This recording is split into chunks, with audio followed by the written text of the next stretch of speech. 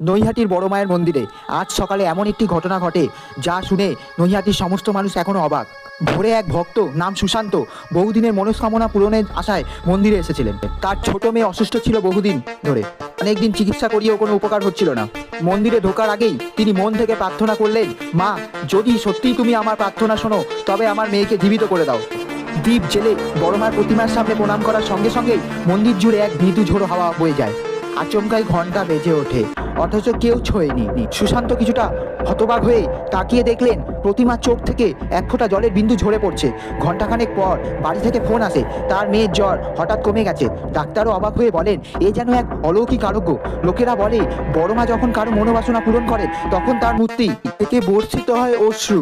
আর সেই আশ্চর্যটি নৈহাটির মাঠে আবারও প্রত্যক্ষ হলো। নৈহাটির বড় মায়ের প্রতিদিনের অলৌকিক ঘটনা সাক্ষী হতে চাইলে চ্যানেলটিকে অবশ্যই সাবস্ক্রাইব করুন। যে আপনার সাথেও যদি এরকম কোনো অলৌকিক ঘটনা ঘটে থাকে কমেন্টে অবশ্যই জানাবেন। মন থেকে বড় মার নাম স্মরণ